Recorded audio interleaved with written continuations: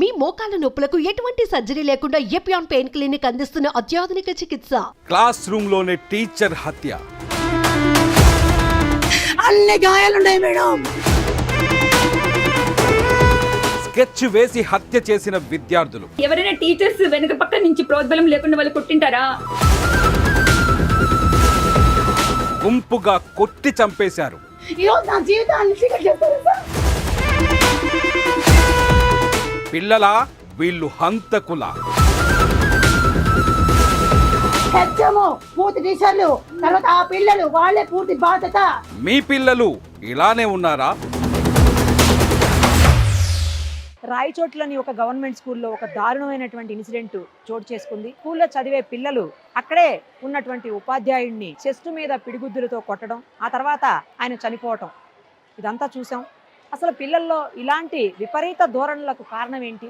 ఎక్కడ ఏమి లోపం వల్ల పిల్లలు ఇంత వయలెంట్గా తయారవుతున్నారు? ఇవన్నీ కూడా మనతో మాట్లాడేందుకు ప్రస్తుతం మనతో పాటు ఉన్నారు స్కూల్ టీచర్, ఆయన కూడా గవర్నమెంట్ స్కూల్ టీచర్ వెంకటప్ప గారు. ఒకసారి మాట్లాడదాం. నమస్తే అండి. నమస్తే.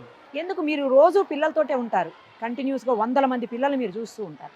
ఈ జరిగినటువంటి రాయచోటి ఇన్సిడెంట్ ఏదైతే ఉందో అది దారుణమైనటువంటి బాధాకరమైనటువంటి సంఘటన. పిల్లల్లో అంత దారుణంగా టీచర్ని కొట్టడం ఏంటి? అసలు ఏ పరిస్థితులు ఇలాంటి సంఘటనలకి దారి తీస్తున్నాయని మీకు అనిపిస్తోంది? ఈరోజు మనం ఈ వాతావరణం చూస్తున్న పరిస్థితుల్లో దాని వెనుక ఒక నేపథ్యం కూడా మనం అర్థం చేసుకోవాలి. టెక్నాలజీ అని చెప్పేసి పరిగెడుతున్న ఈ సమాజంలో చదువుల్లో కూడా నైతిక విలువలు అనేది లోపించాయి.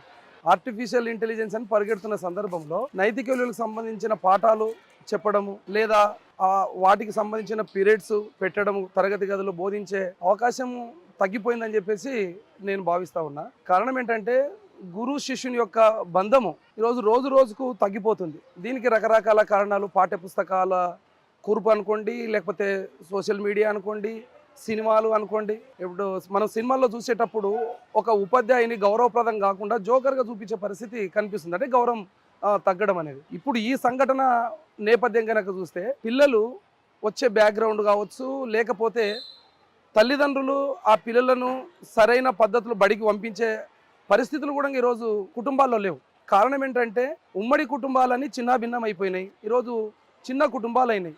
భార్యాభర్త నిజ జీవితంలో పరిగెత్తడం, పిల్లల్ని అలా వదిలేయడం, వాళ్ళు ఈ మీడియా ప్రభావానికి లోను కావడం అనేది మనం చూస్తూ ఉన్నాం. మనకు అన్నమయ్య జిల్లాలో రాయచోటిలోని కొత్తపల్లి ఉన్నత పాఠశాలలో జరిగిన సంఘటన, ఎజాజ్ అహ్మద్ గారు 42 సంవత్సరాలు, మంచి ఉపాధ్యాయుడు, సైన్స్ను మంచిగా బోధించే ఉపాధ్యాయుడు, ప్లస్ పిల్లలను బాగా ప్రేమించే ఉపాధ్యాయుడు అట. వాళ్ళ భార్య మాట్లాడుతూ చెప్పారు. ఆ తరగతి గదిలో పిల్లలు అల్లరి చేస్తుందని చెప్పేసి తమ్ముడిని మందలిస్తే అన్న, తమ్ముడు ఇంకా మిగతా పిల్లలు కలిసి కొట్టడం అనేది, సరే కొట్టడం వల్ల చనిపోయిందా అని పక్కకు పెడితే అసలు పిల్లలు లేచి ఉపాధ్యాయుని పైన దాడి చేయడం అనేది, ఆ బాధను ఆయన జీర్ణించుకోలేని పరిస్థితుల్లో హార్ట్ అటాక్ రావడము, లేకపోతే దెబ్బలు పడడం, మొత్తంగా ఆ ఉపాధ్యాయుడు అసువులు బాసిన పరిస్థితి అయితే ఉన్నది. ఇది ఈ సమాజానికి చాలా ప్రమాదకరమైన సంఘటన.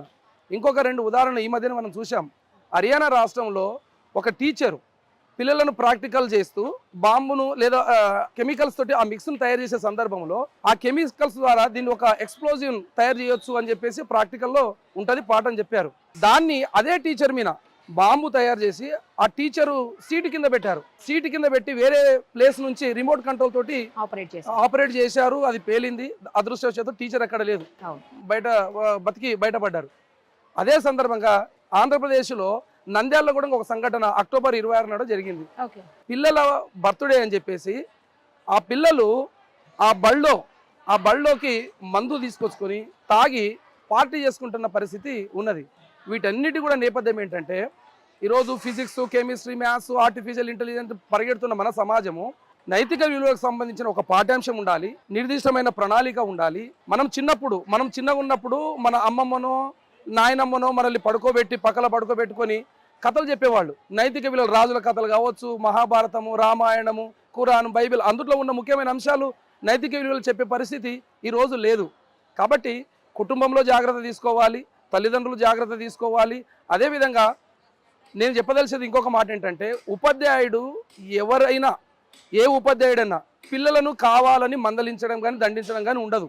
ఎందుకంటే ఉపాధ్యాయుడు వృత్తి తీసుకున్నామంటేనే పిల్లల్ని ప్రేమించడం. ఆ తరగతిలో గదిలో పోయిన తర్వాత ఎవరైనా పొరపాటు చేస్తే ఏదైనా క్రమశిక్షణలో పెట్టాలన్న ఉద్దేశంతో ఉద్దేశంతో అందుకనే మనం ఒక మాట చెప్పొచ్చు, ఉపాధ్యాయుడు కొట్టాలని చేతిలో బెత్తం పట్టుకోడు, ఆ బెత్తము బోర్డు పైన ఉన్న అక్షరాలు చూయించవచ్చు, అవసరం అనుకుంటే మందలించే పరిస్థితి కూడా ఉండొచ్చు. అంటే ఈరోజు ఉపాధ్యాయుని చేతిలో ఆ అక్షరాలను చూపించే బెత్తాన్ని ఎప్పుడైతే తీసేసినారో ఈరోజు అదే లాటి పోలీసుల చేతులకు పోయి ఆ పిల్లలు తప్పు చేసిన పరిస్థితి ఈరోజు కనిపిస్తూ ఉంది. అందుకనే దిశ సంఘటన చూసాం, చిన్న పిల్లలు వాళ్ళకి చదువు అందకపోయి ఉండొచ్చు. అంటే ఆ పిల్లలకు సరైన మార్గం కనుక చూయించకపోతే అటువంటి దిశ సంఘటన లాంటి సంఘటనలు కూడా ఎన్నో జరిగేదానికి ఆస్కారం ఉంటుంది. అందుకని ఏదేమైనా ఈరోజు ఒక పిల్లగాన్ని ఉపాధ్యాయుడు మందలిస్తే కనుక తల్లిదండ్రులు ఉపాధ్యాయుని పైన దాడి చేయడానికి రావడం, లేదా అక్కడ ఉన్న లోకల్ లీడర్స్ రావడం, ఇటువంటి చూస్తే ఉపాధ్యాయుడు ఈరోజు మిన్నకుండిపోయిన పరిస్థితి ఉంది.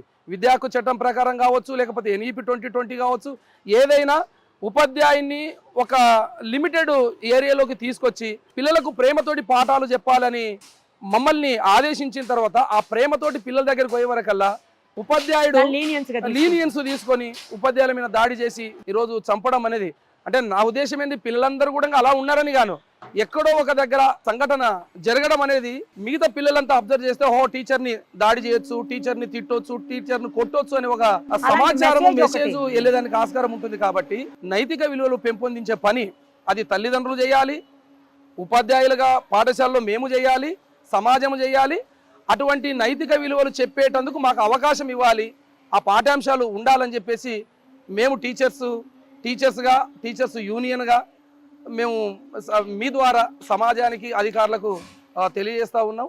మేము TSUTF రంగారెడ్డి జనరల్ సెక్రటరీగా నేను పోయే ప్రతి మీటింగ్లో కూడా ఆ నైతిక విలువలు ఎలా పెంపొందించాలనే అంశంపైన ఉపాధ్యాయులతో మేము చర్చ కూడా పెడతా ఉంటాం. కాబట్టి ఇటువంటి దురదృష్టకరమైన సంఘటన ఈ సమాజం మొత్తం అందరూ ఖండించాలి. ఎందుకంటే ఉపాధ్యాయుని మీద దాడి అంటే మాతృదేవోభవ, పితృదేవోభవ, ఆచార్య దేవోభవ, తర్వాత స్థానము గురువుదే. కాబట్టి గురువు పాఠశాలను విద్యారంగాన్ని కాపాడుకోవాల్సిన అవసరం ఉంది. కొద్దిగా ఉపాధ్యాయునికి తరగతి గదిలో స్వేచ్ఛ ఇచ్చి పిల్లలకు సభ్య సమాజంలో గౌరవప్రదంగా తిరిగేటందుకు చేసే విధంగా ఉపాధ్యాయునికి అవకాశం కల్పించాలి. ఇటువంటి సంఘటనలు ఎక్కడ జరిగినా కూడా దాన్ని విచారణ చేసి కఠినంగా శిక్షించాలి. ఉపాధ్యాయులను, విద్యారంగాన్ని, సమాజాన్ని కాపాడాలని చెప్పేసి నేను చెప్పదలుచుకున్నాను. చాలా బాగా చెప్పారు sir. Thank you so much. Suman టీవీలో మీ పర్సనల్ అండ్ బిజినెస్ ప్రమోషన్స్ కోసం కింది నెంబర్కి కాంటాక్ట్ చేయండి.